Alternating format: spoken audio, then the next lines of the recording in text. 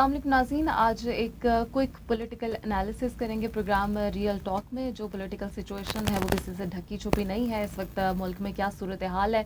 इमरान खान साहब ने कराची में जलसा किया और जो तकरीर की वो उस तकरीर के बारे में कहा जा रहा है कि वो तकरीर अवाम से ज़्यादा किसी और को सुनाई गई है। उसके अंदर उन्होंने ज़ाहिर है अदालतों को तो उन्होंने उनसे एतराज़ किया। उन्होंने कहा कि जो हुआ 12 बजे अदालतें खुली, उसके हवाले से उनको हमेशा उनको गिला रहेगा और उन्होंने वो गिले शिकवे किए भी। लेकिन एक बड़ा पॉइंट है जो कहा जा रहा है कि इस तकरीर के अंदर इस्टेब्लिशमेंट को कुछ नहीं कहा गया, कोई मैसेज नहीं दिया गया, कोई बात नहीं की गई। एक इमरान खान साहब ने जो बात की कि हमें दीवार से लगाया गया तो इस मुल्क के लिए अच्छा नहीं होगा, ये किसको मैसेज दिया गया, ये तकरीर किसके लिए थी, इस हवाले से जानने की कोशिश करेंगे। एक हफ्ते से ज्यादा हो गया हुकूमत बने, काबीना तश्कील नहीं पा रही, क्या वजह है। पहले तो बहुत जल्दी थी हुकूमत गिराने की, मगर अब लग रहा है कि जैसे शहबाज शरीफ साहब को कुछ अनपॉपुलर डिसीजंस लेने पड़ेंगे, इसलिए पोर्टफोलियोज जो हैं वो कोई भी इत्तेहादी लेने के लिए तैयार नहीं है, या फिर मनपसंद वजारतें नहीं मिल रही, पीपल्स पार्टी कुछ और चाह रही है, दिया कुछ और जा रहा है। ये बात है, क्या बात है। मौलाना फजल रहमान को कौन सी सीट मिलेगी और अगर नहीं मिल रही तो किस तरह से वो साथ देंगे, इस हवाले से भी आज बात करने की कोशिश करेंगे। फिर पंजाब में जो कुछ हुआ है, मनाजिर तो बहुत अफसोसनाक थे, लेकिन ये किस तरफ जा रही है पॉलिटिकल सिचुएशन, ये इसका कुछ हमें एक पिक्चर शायद हमें नजर आई है। और अगर इनको ना संभाला गया तो हालात किस तरफ जाएंगे। जनरल इलेक्शंस का क्या, कब करवाए जाएंगे, कितना, क्या ये पूरी मुद्दत पूरी करेगी ये नई गवर्नमेंट अपनी, या फिर अर्ली इलेक्शंस होंगे, इस हवाले से भी बात करेंगे। हमारे साथ प्रोग्राम में इमरान सुहेल साहब सीनियर सहाफ़ी मौजूद हैं। अस्सलाम वालेकुम इमरान। इमरान, सबसे पहले तो शुरू कर लेते हैं इमरान खान साहब की तकरीर से जो कराची में हुई है, उसके हवाले से अभी जो एक सवाल मैंने रेज किया है कि इमरान खान साहब ने जो बातें की हैं, ऐसा लगता नहीं है कि वो अवाम के लिए की गई हैं, लगता है कि कोई मैसेज कन्वे किया गया। आप क्या कहेंगे? देखिए जी, जो पाकिस्तान तहरीक इंसाफ का जो अब वाली मूवमेंट है, जिसमें चेयरमैन पाकिस्तान तहरीक इंसाफ इमरान खान और साबिक वज़ीर आज़म वो अपनी मूवमेंट को कुछ डिफरेंट डायरेक्शन में लेकर जा रहे हैं। पहले हमेशा से जलसों में आप वाली बात के अवाम की फलाह व बहबूद, उनके मसाइल और उनकी जो प्रॉब्लम्स हैं उस हवाले से बात होती थी, लेकिन अब जो बात हो रही है वो बिल्कुल मुख्तलिफ नैरेटिव है। सियासतदान जब भी मैदान में उतरते थे इलेक्शंस के बाद, तो वो उनके तरक्याती कामों को लेकर कि वो उनके लिए ये करेंगे, लेकिन यहाँ पर तो ना कोई तरक्याती कामों की बात हुई इन जलसों में जो कि पेशावर और कराची में हुए, और ना ही बात हुई आवाम को रोज़गार देने के हवाले से, ना सहूलतें देने के हवाले से। बात सिर्फ हुई है मुल्की सालमियत के हवाले से, मुल्क के अंदर मुदाखलत के हवाले से। जो नैरेटिव इस मरतबा बिल्ड किया है पाकिस्तान तहरीक इंसाफ ने, पाकिस्तान की 72 साल तारीख में आज तक इस नैरेटिव को लेकर कभी कोई सामने आया ही नहीं। कभी किसी ने ये कहा ही नहीं कि मुल्क की खुददारी भी सबसे पहले है। पहले हम लोग एक नारा सुना करते थे कि सबसे पहले पाकिस्तान, ये मुशर्रफ के दौर में शुरू हुआ था जब वो आए थे। तो उसके बाद अब ये बात सामने आनी शुरू हुई है कि मुल्क की खुददारी सबसे पहले है, चाहे घास भी खानी पड़ जाए तो हमें मंजूर है। और इस नैरेटिव के पीछे, इस नारे के पीछे आपने जिस तरह से लोगों की एक बड़ी तादाद क्या इमरान, ये जो तकरीर की है इमरान खान साहब ने कराची के जलसे में, जहां उन्होंने फॉरेन फंडिंग केस के हवाले से कहा है कि अगर हमारा सुना जाएगा तो बाकी पार्टियों के भी हैं वो भी सुने जाएं, फिर साथ में उन्होंने ये भी कहा अगर हमें दीवार से लगाया गया तो ये पाकिस्तान के लिए अच्छा नहीं होगा। ये किसको कह रहे थे? देखिए, इदारों का किरदार क्या है, इदारों की जिम्मेदारी क्या है, ये सबके सामने है। कहते हैं कानून और इंसाफ जो है वो बराबर का होना चाहिए, ना कि उसका पलड़ा एक तरफ झुक जाए या जाती मफादात के लिए फैसले किए जाए। मुझे या आपको या आम आदमी जो कि पेशावर और कराची के जलसों में थे, उन्हें यही लगा कि शायद जो इंसाफ का पलड़ा है वो एक तरफ झुक रहा है। जिस तरह से आखिरी फैसला आया अदम एतमाद की तहरीक के हवाले से, डिप्टी स्पीकर कासिम सूरी का जो फैसला था उसको रिवर्स कर दिया गया सॉरी। और आप जो इस तरफ इशारा कर रही हैं इलेक्शन कमीशन के फैसले की जानिब के, इलेक्शन कमीशन को भी हिदायत आई हैं कि 1 महीने के अंदर अंदर फॉरेन फंडिंग डेली बेसिस पे उसकी कार्रवाई किया जाए। लेकिन फॉरेन फंडिंग केस का फैसला अगर आता है, इससे पहले आपने इमरान खान साहब को उठा के असेंबली से बाहर फेंक दिया और उसका रिएक्शन आपने देख लिया जलसों के अंदर। अगर आप इमरान खान साहब या पाकिस्तान तहरीक इंसाफ को इस सियासी जो सेटअप है उससे उठाकर बाहर फेंकेंगे, तो फिर मैं कल एक तकरीर सुन रहा था, एक खातून थी जो जलसे में आई थी, वो अल्लाह ना करे कि वो जो बात कर रही थी कि हमने माजी में देखा कि मुल्क के इक़्तिदारों के साथ चिपटे रहने वाले लोग जिन्होंने 30-30 साल इक़्तिदार में रहे और बाद में अवाम ने उन्हें सड़कों पर घसीटा। आप समझ गई होंगी कि मेरा इशारा इराक की जानिब है। जिस तरह से सदर सद्दाम को एक आम आदमियों ने सड़क पर घसीटा, वो मनाजिर भी मैंने देखे, आपने भी वो मनाजिर देखे। क्या उस वक्त सदर सद्दाम जो थे, इस्लामी मुल्क के सरबराह थे, जो इतनी ज़्यादा ताकत के नशे में थे कि उन्हें वो कुछ समझते ही नहीं थे और वो अपने तरीके से सेटअप चलाते थे। और आज भी अगर आप देखिए पाकिस्तान पीपल्स पार्टी और मुस्लिम लीग नून, ये भी तकरीबन 30 से 35 साल से ये इस सेटअप के अंदर चिपटे हुए हैं किसी ना किसी जगह पर। कभी पीपल्स पार्टी सिंध में रहती है, कभी वफाक में रहती है, कभी नून लीग पंजाब में रहती है, कभी वफाक में रहती है। तो अब फिर खूनी इनकलाब आएगा, फिर लोग घरों से भी निकाल लेंगे, लोग फिर घसीट के बाहर भी ले आएंगे, क्योंकि अवाम की ताकत ही सबसे बड़ी ताकत होती है। क्योंकि अब वो दौर नहीं है, इमरान खान साहब यही कहते हैं कि अब वो पुराना दौर नहीं है, सोशल मीडिया का दौर है।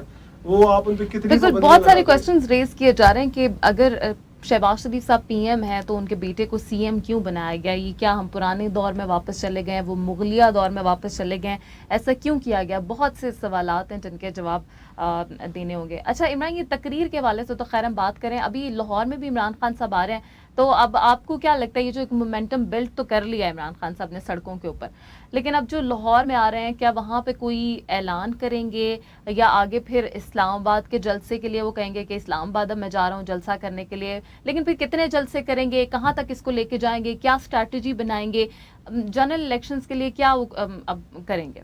देखिए, लाहौर इमरान खान साहब जो 21 तारीख को आ रहे हैं जलसा करने के लिए, अभी से मैं आज भी कुछ चीज़ें रिपोर्ट हुई हैं जिसमें वाज़ेह तौर पर इदारों को ये पसंद नहीं आ रहा। मैं अपनी एक इदारे के अलावा हट के और भी बहुत सारे इदारे हैं, वो उनको ये बात पसंद नहीं आ रही और वो इसका इजहार अपने इदारों की चेयर्स पर बैठ कर रहे हैं। गो कि वो कहते हैं कि वो सियासी कामों में मुदाखलत नहीं करते हैं, खुली मुदाखलत करने के बाद उन्हें एतराज़ है कि उनके ऊपर बड़ी तनकीद की जा रही है। वो कहते हैं कि हमें सियासत से दूर रखें, लेकिन वो सारे सियासी मामलात के हवाले से गुफ्तगू करते हैं। जिस तरफ आपका इशारा नहीं, बिल्कुल नहीं, वो अभी जो मैं समझ गई कि आप बात कर रहे हैं कि 10-15 हज़ार जो बंदों की बात हो रही थी, सुप्रीम कोर्ट से हाल ही में ऑनरेबल जस्टिस मंदुखेल साहब का जो बयान मीडिया पे चल रहा था कि जी 10-15 हज़ार बंदों को सामने लाकर हमारे ऊपर प्रेशर डेवलप ना किया जाए, तो फिर आप काजी हैं, आप इंसाफ करने वाले हैं, आपको अल्लाह ताला ने इंसाफ की चेयर पर बिठाया है, तो फिर आप ये भी तो देखें ना, आपकी भी एक आंख होनी चाहिए।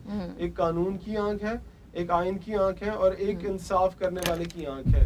वो भी कुछ सोच समझ के ये फैसला कर सकता है कि मुझे फैसला क्या करना है, मुझे आवाम की राय को देखते हुए फैसला करना है, मुझे ये देख के फैसला करना है कि मेरा पाकिस्तान किस तरफ चल रहा है। अगर आप यही फैसले करेंगे कि जो आइन और कानून में लिखे हुए हैं वो फैसले होने चाहिए, हम नहीं कहते वो फैसले नहीं होने चाहिए, लेकिन काजी को अपनी भी एक अल्लाह ताला ने पावर दी है, वो उस पावर की इस्तेमाल कर सकते हैं। अगर आप रात को 12 बजे अदालत लगा सकते हैं, अपनी पावर को इस्तेमाल करते हो। आइन और कानून में तो कहीं नहीं लिखा कि आप रात को 12 बजे या इतवार वाले दिन अदालत लगा दें।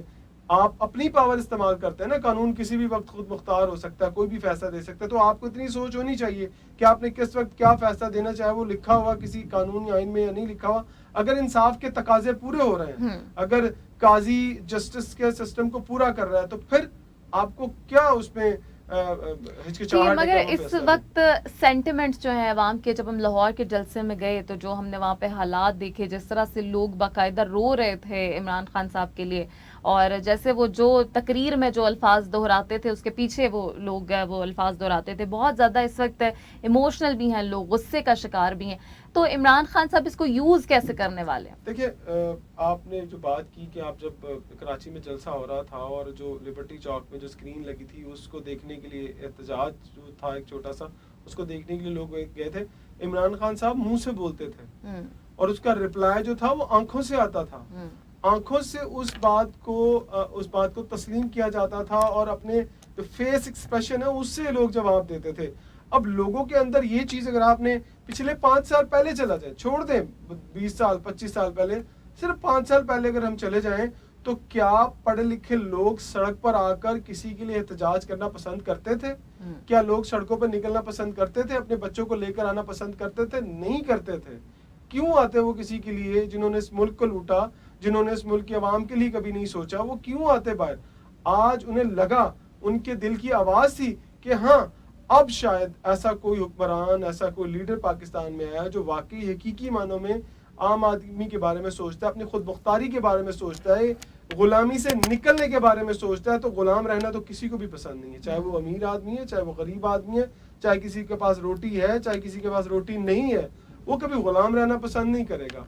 गुलाम रहने वाले जो गुलामी पसंद करते हैं वो सबके सामने है। मैं ठीक है, मैं थोड़ा आगे बढ़ना चाह रही हूँ, इसलिए मैं बस ये जानना चाहती हूँ कि अभी इमरान खान साहब का क्या स्टेप क्या होगा अपने मुतालिबात मनवाने के लिए। देखिए, ये कहना कबल वक्त है कि उनका अगला स्टेप क्या होगा। वो जो स्टेप अभी ले चुके हैं वो स्टेप यही है कि वो एहतजाजन जो है लोगों को बाहर लेकर आ रहे हैं और अपनी पावर शो कर रहे हैं, और वो बखूबी वो पावर शो कर चुके हैं। ठीक है, अब लाहौर वाले जलसे में भी वो आएंगे, लेकिन ये मैं कहूँगा आपके सवाल के जवाब में कि शायद जो लाहौर वाला जलसा है उसमें कोई क्लियर मैसेज चला जाए। अच्छा, वो कोई चीज़ वाज़िया तौर पर कह दें कि अगर ये नहीं होगा तो फिर ऐसे होगा। अभी तक उन्होंने ऐसा कोई वर्डिंग्स यूज़ नहीं की है कि मुल्क के अंदर इंतशार या अफरा तफरी या धरनों की सियासत या मुल्क को जाम करने की बात, अभी तक वो बात नहीं की है। अभी तक तो वो सिर्फ अपनी पावर शो कर रहे हैं और ये शो कर रहे हैं कि अवाम किस हद तक उनके साथ है, किस हद तक उन्हें प्यार करते हैं और कितने वो लोगों के दिलों में घर कर चुके हैं। लेकिन अब ठीक है, कुछ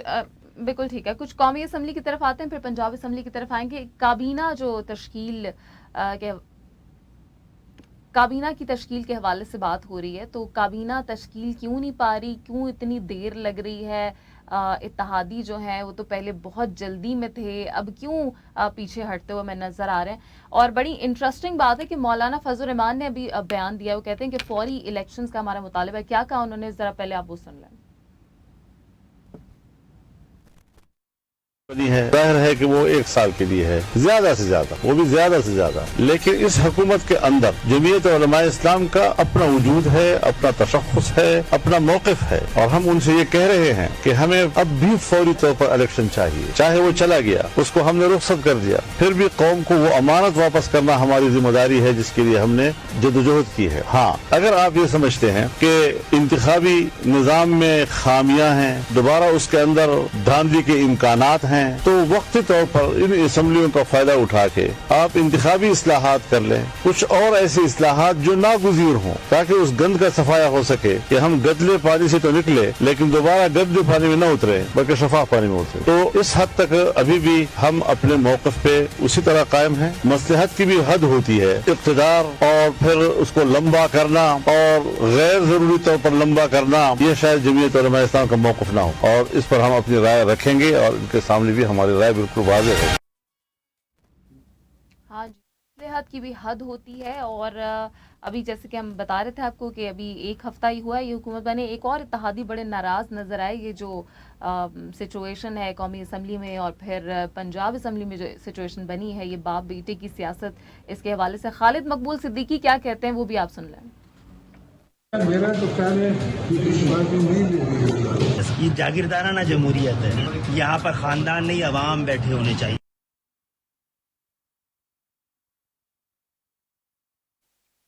खालिद मकबूल सिद्दीकी के हवाले से भी आपने बात सुन ली। अभी मोहसिन दावर साहब ने एक तकरीर की कौमी असम्बली के अंदर, वो भी खासी उसके ऊपर चमगोइयाँ हो रही हैं, बातें हो रही हैं। अख्तर मेंगल साहब ने आज इजलास का बाइकआउट कर दिया जी, उनको भी कुछ एतराज़ात हैं सिक्योरिटी फोर्सेस पे, उन्होंने भी कुछ इल्ज़ामात लगाए हैं। ये क्या कोलिशन गवर्नमेंट, और इसके अंदर एक और बड़ी बात है कि यही कोलिशन गवर्नमेंट जो है आइंदा इलेक्शंस में एक दूसरे के मुखालिफ लड़ने वाली है, एक दूसरे के अभी जो एलाय बने हुए हैं वो एक दूसरे की मुखालिफत में लड़ेंगे। किस तरह चलेगा ये इमरान, कैसे ये सारा कुछ जो है, अगर आप इसको सम अप करें तो? पहली बात तो है कि चूचू का जो मुरब्बा है, भानमती का जो कुंबा है, वो कहा जाता था, वो अब दिख रहा है, और जिसको जो रास्ता दिख रहा है वो उस रास्ते की तरफ भाग के जा रहा है। अब एमकेएम से बात शुरू कर लेते हैं। एमकेएम कहती है कि अगर हम नहीं होते तो शायद शहबाज शरीफ साहब वज़ीर आज़म ना बनते, हम अगर मुखालफत कर देते तो शायद उनके पास वो पावर ना होती कि आज वो वज़ीर आज़म की जो अचकन है वो पहन कर आवाम में आते। कराची का ना एक, अगर आप देखें जिस तरह से इमरान खान ने जलसा किया, एमकेएम एक दौर में बहुत बड़े बड़े जलसे क्या करती थी। पाकिस्तान पीपल्स पार्टी तो इतना बड़ा जलसा नहीं कर पाती थी, अगर करती भी थी तो पूरा सिंध वहाँ इकट्ठा होता था। लेकिन आज कराची, जो प्योर कराची के शहरी हैं, शहरियों ने निकल कर बताया किस तरह से वो निकल कर सामने आए और किस तरह से उन्होंने इमरान खान के लिए आवाज़ बुलंद की। और एमकेएम को अब जो धचका लगा है, एमक्यूएम अब बिल्कुल खौफ जिस तरह से चेहरों पर आया हो जाता है ना, अब एमक्यूएम के जो वोटर्स थे उन्होंने पाकिस्तान तहरीक इंसाफ में अब बिल्कुल दिलेरी के साथ सामने आकर बात की है कि वो अब किसी भी सूरत जो है वो एमक्यूएम को वोट नहीं देंगे। अगर आपने हालिया कुछ दिनों में कुछ सोशल मीडिया फुटेजेस आई, खवातीन और मर्द वहाँ बोलते रहे कि उनके बच्चों के जनाजे जब एमक्यूएम के दौर में उठते थे तो वो उनके दिल से पूछे कि वो क्या बात होती थी। एमक्यूएम की सबसे बड़ी वजह उनकी अपनी जमात के अंदर से, उनके अपने लोगों के अंदर से जो तनकीद हुई वो शायद उनसे अब बर्दाश्त नहीं हो रही, और उनको शायद अब जो चेहरा है वो साफ दिखाई देना शुरू हो गया, क्योंकि आईने के सामने वो अब खड़े हुए। इससे पहले वो आईने के सामने नहीं थे, आईने के साइड पे थे, उन्हें दिख नहीं रहा था, उन्हें सिर्फ इक्तदार दिख रहा था, उन्हें शायद ये दिख रहा था कि गवर्नरशिप नहीं। तो आप समझते हैं कि अभी कोई भी वजारतें नहीं लेगा? आपको ऐसा लग रहा है कि एमक्यूएम शायद वजारतें ना ले? मैं समझता नहीं, उनके बाकायदा आपने भी जो बयान चलाए हैं उसमें बाकायदा तो खालिद मकबूल सदीकी ये कह चुके हैं कि इस तरह की वजारतें उन्हें नहीं चाहिए। बेहतर है कि वजारतों से बाहर रह के असेंबली में ज्यादा बेहतर। ठीक है, तो ये जो एक मरियम मौरंग साहिबा एक बयान दे रही थी कि 11 वजारतें पीपल्स पार्टी की फाइनल हो गई हैं और 14 वजारतें पीएमएलएन को मिलेंगी, ये फिर भी इसके बावजूद भी अनाउंस नहीं हो सकी काबीना, और ऐसा लग रहा था कि जो ये चारों गवर्नर्स आईनी ओहदे और 3 वजारतें, ये भी कहा जा रहा था कि ये पीपल्स पार्टी की डिमांड है। ये डिमांड काबिल कबूल है पीएमएलएन के लिए? और अगर पीएमएलएन इसको कबूल कर लेती है तो फिर इसके कॉन्सिक्वेंसेस क्या होंगे उनके लिए? मुझे नहीं लगता कि ये मामला इतनी आसानी से सेटल हो जाएगा। अच्छा, एक छोटी सी मिसाल है, इन सारी जमातों का जिन्होंने जिनका आपने जिक्र किया पीएमएलएन को छोड़ के, पीएमएलएन तो चाहती है कि वो अपना 1.5 साल का जो टेन्योर है वो पूरा करे। अभी आज एक लेटेस्ट खबर आई है कि इसहाक डार को चेयरमैन सेनेट के लिए उन्होंने कहा है कि चेयरमैन सेनेट उन्हें बनाया जाए, जो मुल्क से भागे हुए हैं सजा के बाद, वो वापस नहीं आ रहे थे, उन्हें वापस लाया जाएगा और उन्हें चेयरमैन सेनेट बनाया जाएगा। मतलब मजाक हो गया इस मुल्क के साथ। और अब लोगों को ये लगना शुरू हुआ कि इमरान खान, अच्छा इमरान, ये डिप्लोमेटिक पासपोर्ट भी इशू किया जा रहा है, ये वही राइवल्स हैं जिनके हवाले से पीपल्स पार्टी को इतने ज्यादा एतराजात थे कि वो मुल्क से भागे हुए हैं, उन्हें भगौड़ों के लकब दिए जा रहे थे। अब ये भी पीपल्स पार्टी के लिए कैसे काबिल कबूल है कि उनको मुल्क में बुलाया जा रहा है? फिर क्या वो आके इलेक्शन कैंपेन आगे बढ़ाएंगे या उनको जो सजाएं हैं वो पूरी करेंगे? ये कुछ समझ में आ रहा है आपको? मैं थोड़ी सी पहले वाली बात पूरी कर लूं कि आप इमरान खान साहब जिस तरह आवाम में निकल के मकबूलियत हासिल कर रहे हैं, तो ये सारी जमातें जो पीडीएम के लोग हैं ये मिस कर रहे हैं इस बात को। इतना मिस, आपको पता सियासतदान का जो नशा होता है वो अवाम और जलसे में खड़े हुए लोग और वो हजूम होता है। वो इतने लोगों को देखकर इतना परेशान है, उनकी समझ में नहीं आ रहा वो क्या करें। कहते हैं ना, किसी का नशा टूट रहा हो तो उसी से जाकर पूछे कि वो कितना बेताब होता है। तो सियासतदान जो अब कौमी असम्बली में बैठे तो जरूर हुए, लेकिन वो जो बाहर इक़्तिदार जिन लोगों के लिए वो आते हैं असेंबली के अंदर, वो अब खड़े इमरान खान साहब ताकत का जो असल सरचश्मा वो मिस कर रहे हैं उसको, कि उन्हें भी बाहर होना चाहिए था। सारी कैंपेन तो इमरान खान इलेक्शन से पहले खुद कर जाएंगे। अगर आप बताएं 7-8 माह अगर इलेक्शन नहीं होते, 7-8 माह की बात कर रही है अपोजिशन के इस्लाहात कर रही है, तो 7-8 माह तो इमरान खान साहब को आपने खुला छोड़ दिया कि जाएं अवाम में जाके अपनी जो मकबूलियत रहती थी बाकी वो भी हासिल कर लें, जो सिंपैथीज रहती थी वो भी हासिल कर लें, जहां जहां वो चाहेंगे वो जलसे कर लेंगे। ये तो जलसे नहीं कर सकते, ये तो हुकूमत में बैठे हैं, ये तो तब जलसे करेंगे जब इलेक्शन अनाउंस होगा। और वो कितना वक्त होगा, 1 माह का, 1.5 माह का, 2 माह का। लेकिन जो इस वक्त खुलकर खेल रहे हैं इमरान खान, वो ये नहीं खेल पा रहे, ये बात वो मिस कर रहे थे। आपके दूसरा सवाल क्या था? मैं इस वक्त आपसे ये पूछ रही थी, एक तो ये सवाल जो मैंने आपसे पहले किया था, लेकिन अभी के लिए जो मैं आपसे ये जानना चाह रही थी कि अभी तो इमरान खान साहब खैर सड़कों पे निकल आए, लेकिन एक जो उनका नैरेटिव है वो तो सामने आ गया, एक काउंटर नैरेटिव जो है जो ऑपोजिशन की तरफ से नहीं, एक वो भी ये इसमें ये भी ऐड कर लीजिए कि एक काउंटर नैरेटिव जो ऑपोजिशन की तरफ से आना चाहिए वो नहीं आ रहा, और दूसरा जो पीपल्स पार्टी है वो किस तरह से, उनके जो राइवल्स हैं ऑब्वियसली उन्होंने अगले इलेक्शन में जाना है, ये राइवलरी तो कायम रहेगी, इलेक्शन उन्होंने मुखालिफत में ही लड़ना है, तो ये कैसे डिप्लोमेटिक पासपोर्ट इशू होगा, फिर वो वापस आएंगे वतन में, कैसे फिर अगले इलेक्शन में इसको बयानिया बनाएंगे? देखिए, पाकिस्तान पीपल्स पार्टी ने जब भी इलेक्शन लड़ा तो उन्होंने मुस्लिम लीग नून को सामने रख के इलेक्शन लड़ा, उनको अपनी मुखालिफ जमात बनाकर फिर ही वोट हासिल की। और जब अगर आप नून लीग की बात करें तो पीटीआई तो चले आप आई है ना, आप उनके 1-2 दौर आए हैं, लेकिन उससे पहले जब नून लीग इलेक्शन लड़ा करती थी तो वो पीपल्स पार्टी को अपना मुखालिफ बनाकर और लोगों के पास जाते थे, कहते थे देखिए पीपल्स पार्टी ने ये किया, पीपल्स पार्टी कहती थी नून लीग ने ये कर दिया और आप हमें वोट दें, हम आपके साथ अच्छा चलेंगे, हम आपके लिए ये करेंगे, बहुत सारी बातें करते थे। अब पीपल्स पार्टी ये सोच रही है कि अगर नवाज शरीफ वापस आ जाते हैं, इसहाक डार वापस आ जाते हैं, तो जिन लोगों को हम चोर कह के, जिनको डाकू कह के, करप्शन के बहुत बहुत बड़े उनके ऊपर इल्जाम लगाने के बाद हम इलेक्शन में जाकर कुछ बात करते थे मुंह से कि हाँ इसलिए हमें वोट दो, वो ये सोच रहे हैं कि अब हम कहेंगे क्या जाकर, क्या हम ये कहेंगे जाकर कि इमरान खान को वोट नहीं दो, उसने बहुत महंगाई कर ली थी, वो बात वो फॉर्मूला फ्लॉप हो, वो पिट गया है, वो फॉर्मूला अब रहा ही नहीं किसी को सुनाने वाला। हाँ, इमरान खान जो बात कर रहे हैं कि भाई इस मुल्क के साथ गद्दारी हुई है, इस मुल्क को अमेरिका ने आकर अपने कंट्रोल में किया है, ये बात अब लोगों की समझ में आ रही है, नई बात है, इससे पहले ये कोई बात करता नहीं था।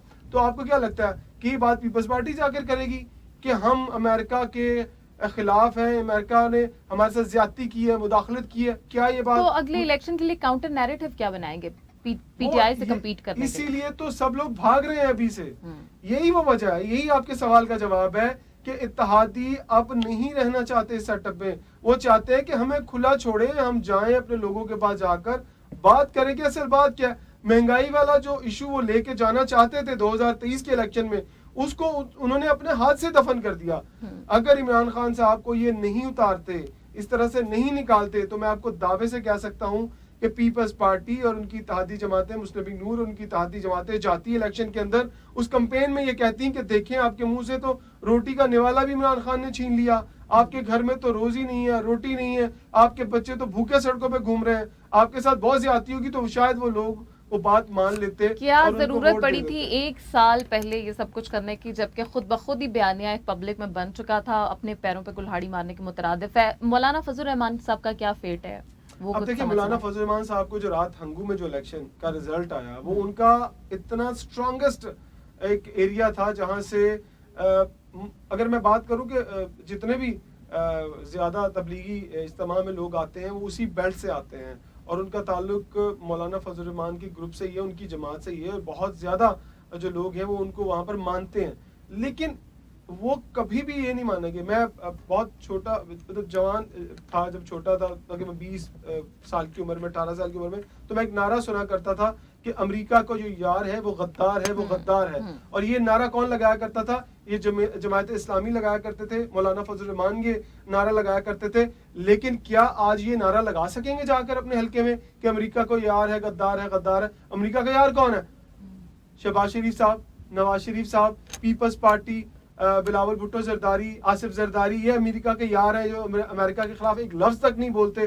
तो अब वो नारा, उसी नारे पे वोट मिला करते थे। अगर आपको याद हो, अगर हिस्ट्री उठाकर देख लें, अगर कभी भी दीनी जमातों ने इक्तदार में आए, कौमी असम्बली में आए, अगर आकर उन्होंने कुछ सीटें इकट्ठी की, तो जस्ट एक ही नारा होता था कि अमेरिका का जो यार है वो गद्दार है, वो गद्दार है। लेकिन अब क्या कहेंगे वो जाकर? अब किस मुंह से जाकर वोट मांगेंगे?